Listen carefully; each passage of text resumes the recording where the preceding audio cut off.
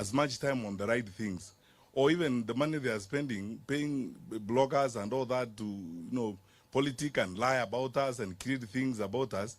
Why don't they give that money to schools so that we can actually continue free primary education? So that every day, my brother Omingo Magara, who's here, and I, we just keep asking ourselves the question, how bad can it be? But look, let me pause there and say this.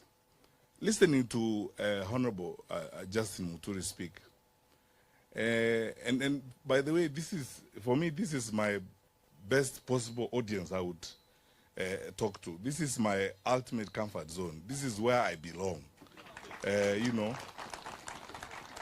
I've seen some of you, my colleagues, you are here from the university. We taught together at the University of Nairobi. I think I probably am still a member of the senior common room at the University of Nairobi. And, and you wonderful students, a source of our inspiration and satisfaction all the time. And therefore, this is the place where I would speak to you candidly, straightforwardly, without drama and innuendo, and tell you things as they are, because here, logic and reason rules. And so I start by saying this. 3 points I'll make. Listening to what Honorable Justin Muturi says this afternoon, I keep asking myself this question I have wondered all along. After the elections in 2022, what is wrong with us as a people?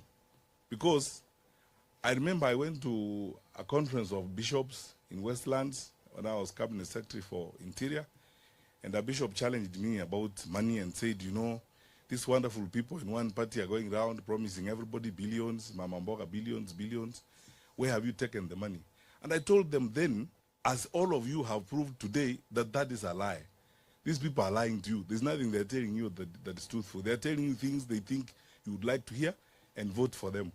And I can almost swear to you, they will not fulfill any of those things they're telling you. They're just lying to you. These guys are just liars. That's how I coined the outbreak of lies after the COVID-19 outbreak. The campaign was characterized by an outbreak of lies, people running around the country lying. And you can see yourselves that we have started season 2. They have started season 2 of those lies. We're flying around the country, they're telling people about empowerment. I mean, what do 64 shillings do to anybody? Or 100 shillings?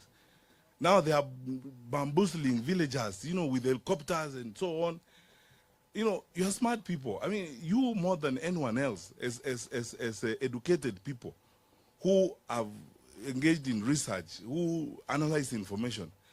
Please, wonderful people, there are people who lost their lives fighting for the independence of this country. What we are being asked to do is nothing compared to what some of our forefathers have done. The sacrifices people have made to get Kenya to where it is. There are other people. I mean, I have to be honest with you, and then sometimes let's say things the way they are. There are people, including Mzee Raila himself, who have gone to detention, and other people suffering for this country to get us to where we are today. And many of those people, I cannot name today, who went to detention, suffered, getting us to where we are today. What we are being asked today is to make the right decision for Kenya. And the right decision for Kenya is that our good friends in the administration have clearly failed to manage the country. And then you don't even need a PhD. It's not rocket science. You can see clearly they cannot manage the country. And in place of, because governments, if you are an incumbent government, you run on your record. Because what they should be trumpeting now is their record, saying, please, we need more time so that we can complete this. You can't ask for more time to do nothing because you have done nothing. You're asking for more time to do more nothing. But that is what this is all about. And for you guys who are here, wherever you go, the challenge we have, and that's why I would like to be very direct on this matter, the challenge we have is to talk to fellow Kenyans. Forget about this business of the tribes and regions, I don't know whose turn it is and so on. Look, we are facing a real danger as a country. Look at, I can speak to you as a former Minister of Security. Look at what's going on in Mandera. How?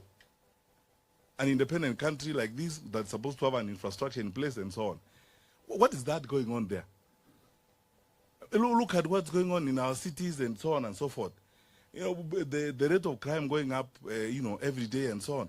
And if you doubt me, talk to people in the security sector in the country. They tell you their woes and their challenges. People talk to us. People are even going to whatever extent to look for private opportunities to speak to us.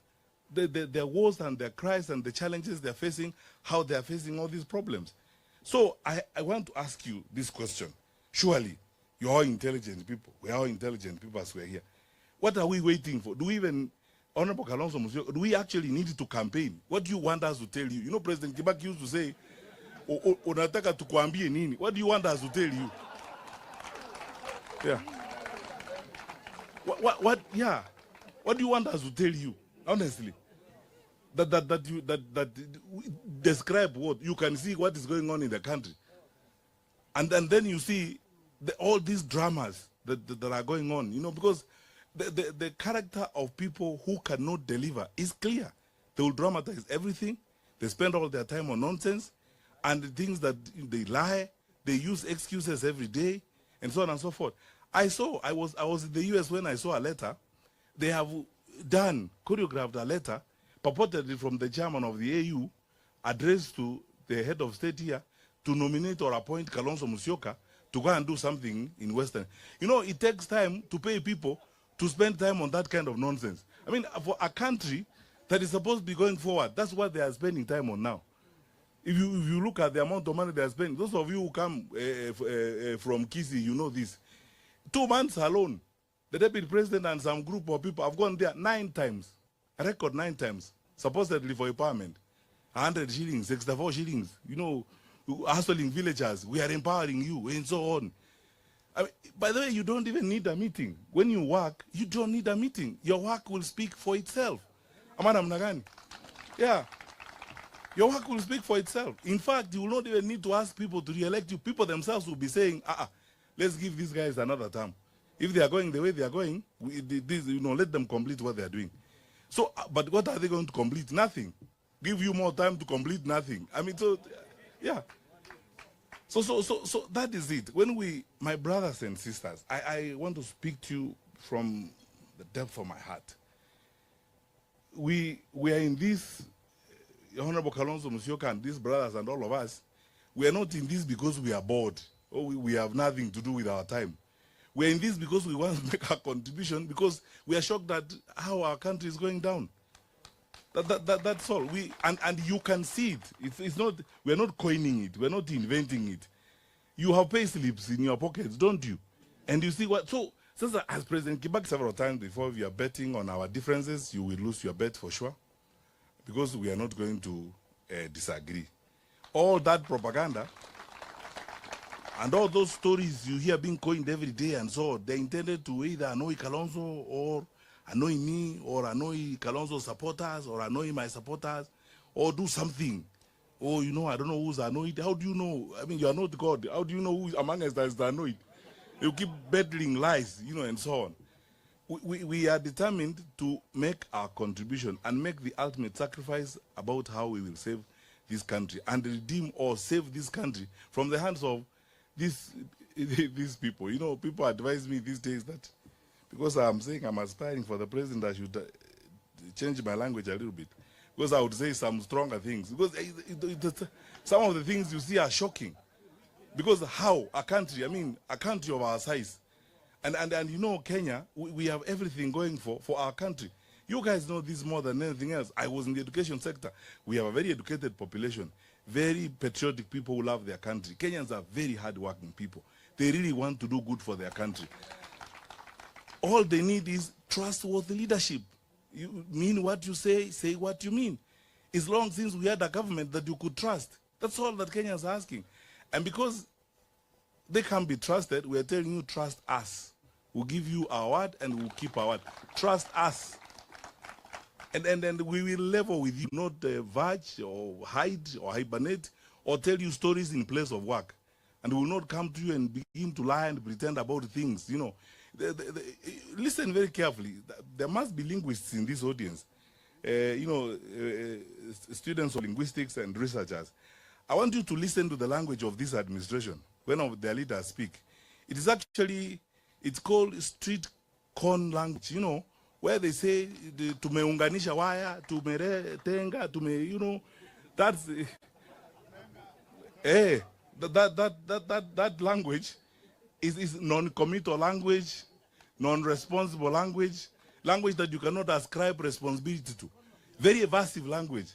People who do things, they come forward to you as leaders, like Honorable Kalonzo Musyoka stood here and said, I have done this, I have told JB this, and so on.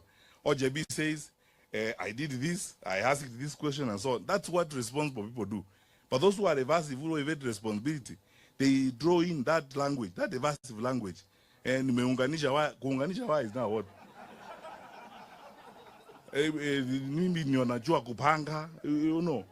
The way they behave and so on. Kenya is better than this. We are better people than that, I believe. So, thank you so much for this audience, and Your Excellency, you have led the way. This is what we are going to do for several days. We agreed. A consensus building, having small group meetings like we are having here today, talking to you and listening to you, getting ideas from you. Dr. Moyo, thank you for the sermon. We will surround ourselves with you, smart people, advising us on what we need to do.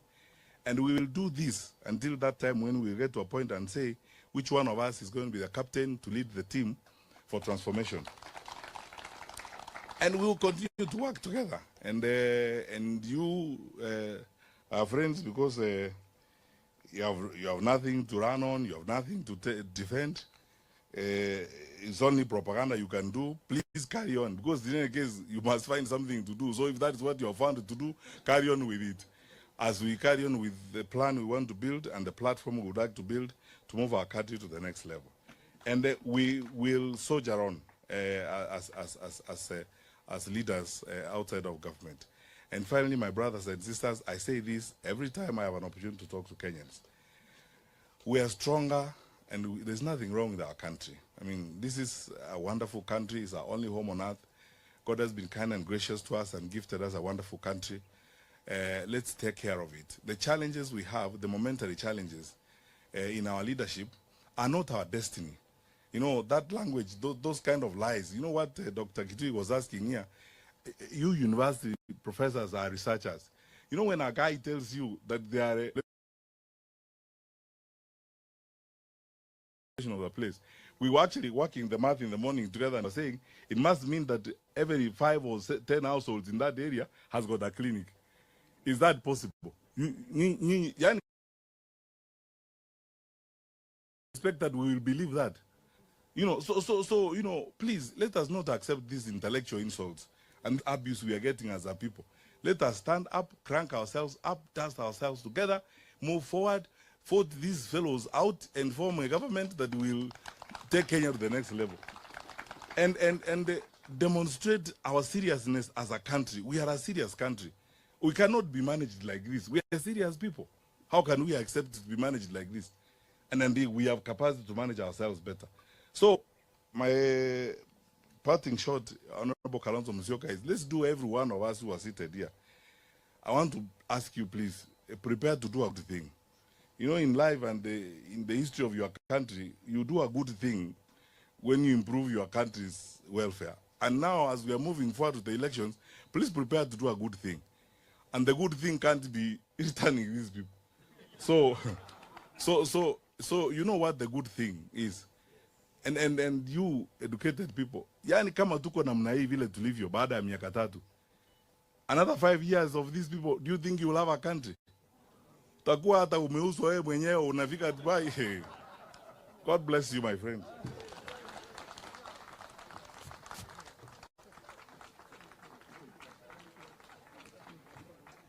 Wow. Asanteni. Asanteni sana. Thank you so much. Waliomba taenda kuomba tena. So now I think we need to continue. I think that those who have to leave, we'll give them permission to do so.